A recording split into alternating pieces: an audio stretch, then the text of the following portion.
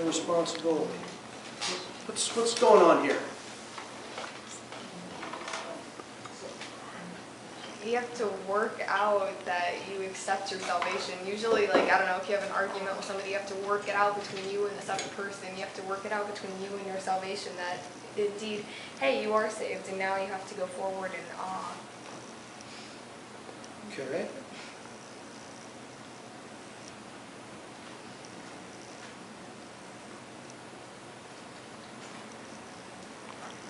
When I look at that awe and responsibility, I think it's talking about that our heart is really in this thing. No.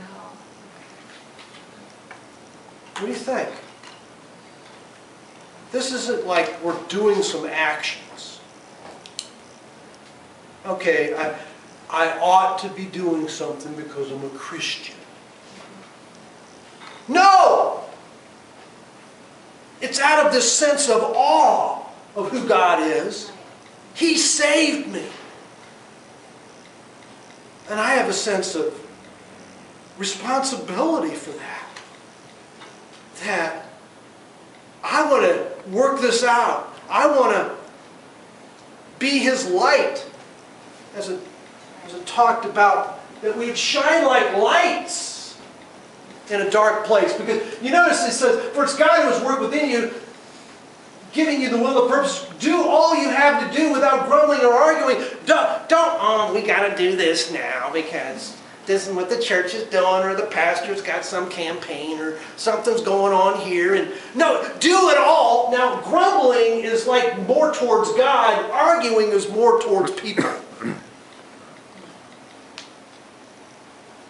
Don't grumble towards God about what He's asking you to do, and don't argue with others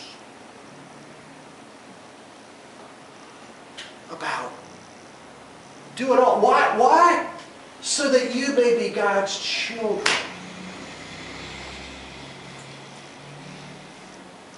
God's child will reflect God. Blameless, sincere, wholesome, living in a warped and diseased world.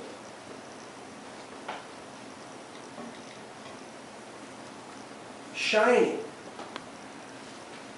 They're like lights in a dark place. This is a dark world. We've had some clear days, and I think it was Friday, I was looking in the sky. And I could see. We had a kind of a clear day Friday night. It's dark down here. We're like these little lights as we work this out. Anybody want to add to this? Well, I found it interesting because I'm used to King James. It says, work out your own salvation with fear and trembling. And, you know, this is an interesting twist. The awe, being amazed by grace, by our salvation, and then the responsibility that goes with that. Right. I was looking at different translations too. If you really want to study the Bible, just go to BibleGateway.com. And they got a slew of all sorts of different translations there. And commentaries. And they got some commentaries. And you can do Bible study right there. If you I don't understand that one, just get in another. Like Jim and I, we're going through Proverbs. We do that at, what do you think, Jim? I don't even talk about Proverbs. We're going through Proverbs at McDonald's on Fridays, but normally Fridays, or Thursdays or Fridays. Thursdays and Fridays. But anyway, we're going through there, and he's got this translation. It's got the NIV and it's got the Message. And we read the NIV, and he reads the NIV, then he reads the Message. And then we talk about it because they complement one another, but you can get a deeper understanding if you parallel translations with each other. And one just kind of just pops out different times. Yeah, that does. That does. And we're having a good time. Yeah, we do, don't we? Absolutely, because we're gathered around the fire. We gather around the fire and you have a good time. And the Word of God is like that. So work it out. Okay. Anybody want to use one of these this winter? Yeah. And what happened? These work sometimes, Sometimes if the battery. and they don't work sometimes. Right. Well, there's multiple reasons why they work and don't work. What are some of them? The battery, the alternator. It's your fuel pump. Okay, If it's not the battery. If there's other problems with the car, that probably won't Yeah. work. Okay, if there's other problems with the car, And if the battery liquid is too low on a very cold day, you use those, it'll just blow up. That's right. Yeah, good. That's exactly right. okay, you have to have a sound enough battery. Right. Obviously, you need a sound car. The thing don't, I mean, the starter's shot, I'm sorry, you can jump it all you want. You gotta have a sound car, but you have to have a sound enough battery. Yes. And then what else do you have to do? Have another car. Red's on the red and the black's on Oh, you gotta hook it up right. You notice, got some of it, you know, you can see here, There's the red handle, and then there's the black handle. Yes. You have the black, you gotta have the ground of the one, hooked to the ground of the other, right? And the live to the one, I mean, you gotta hook the sucker up right. That's right. Or else it could be dangerous. Yeah. Yeah. Or You you call, gotta hook it up right. you call AAA. You call They do Oh, that. somebody else can do it. Or you have a charger. If you have AAA, if you don't have AAA, you call AAA. Anyway, that's a whole other deal. But you gotta hook it up right, and then what? Then you need another car. You need another vehicle that's what?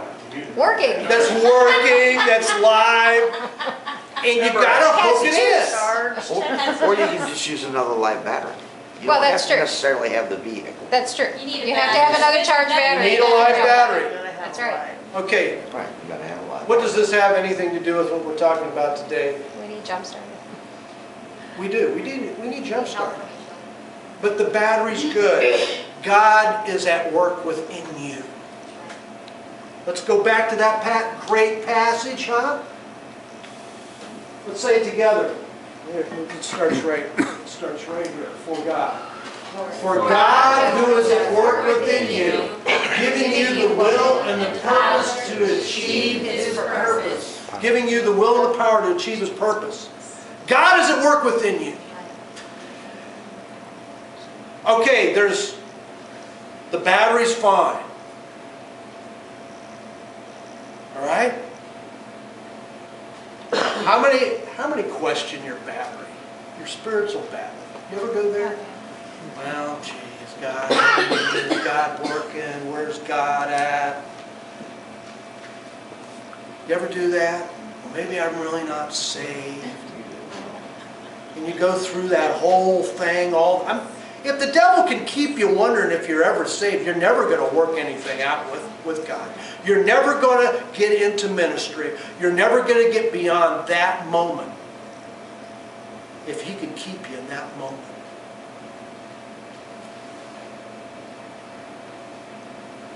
This could be a hallmark day for some of us.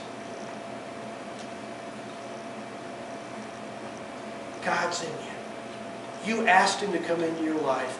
He is in your life. Just like the psalmist said. His love never fails. Never gives up. His presence is with us. He will never leave us nor forsake us. It's time for us to work it out. Work it out. Some years ago, still to this day, I exercise normally 1 hour a day. It's a miracle. I never thought I would. It's 25 years I did. And when I started working it out, 10 minutes I was done. I remember. I was through. I was sweating. I sweated more after those first 10 minutes than I do after an hour now. It's a miracle.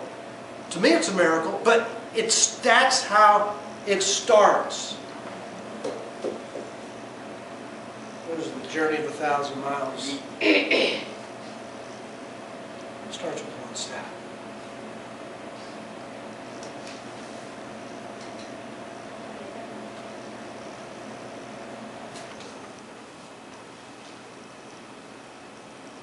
I don't think them have ever been used, but anyway. I agree. They look like that in the store. Yes. Not mine. I don't- Anyway, those are handy if everything else works. We need to get jump-started, personally and as a congregation. This is not too big for God.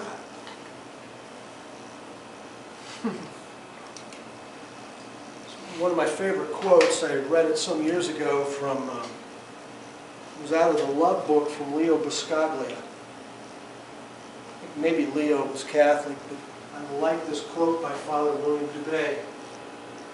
The most human thing we have to do in life is to learn to speak our honest convictions and feelings and live with the consequences.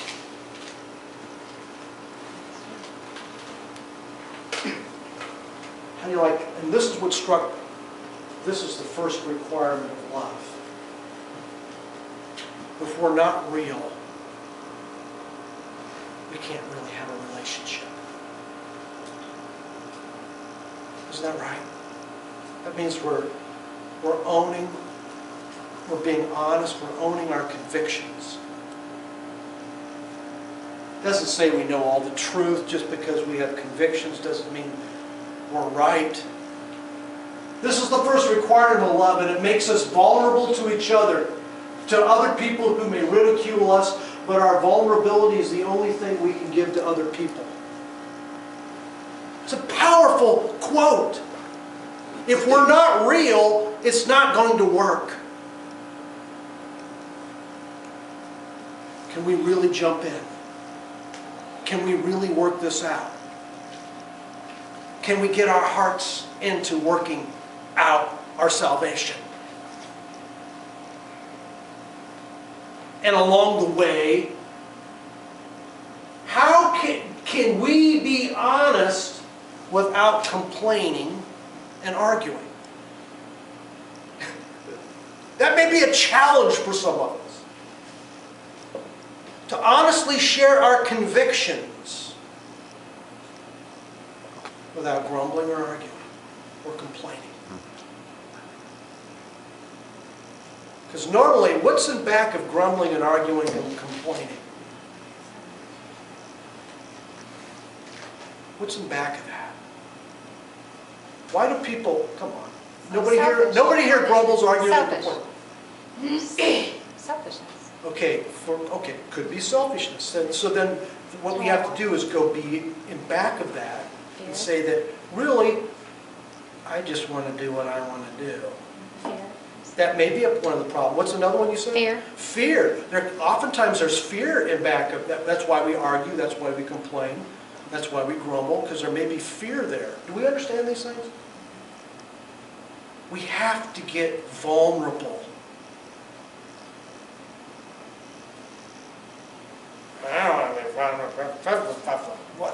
It's just can't. What if I don't feel safe?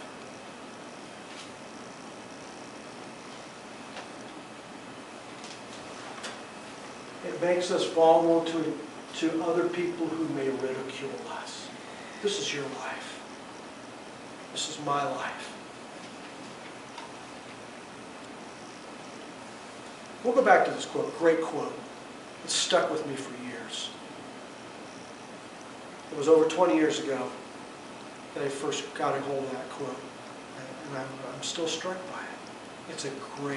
There's some great thoughts in here. So how are we going to jumpstart? Commit to ongoing, honest prayer. If we're going to get charged up, we got to go to the source. We got to get plugged in. There's a thought. I'm a simple guy. You got to plug into the source. What if I don't enjoy prayer? Just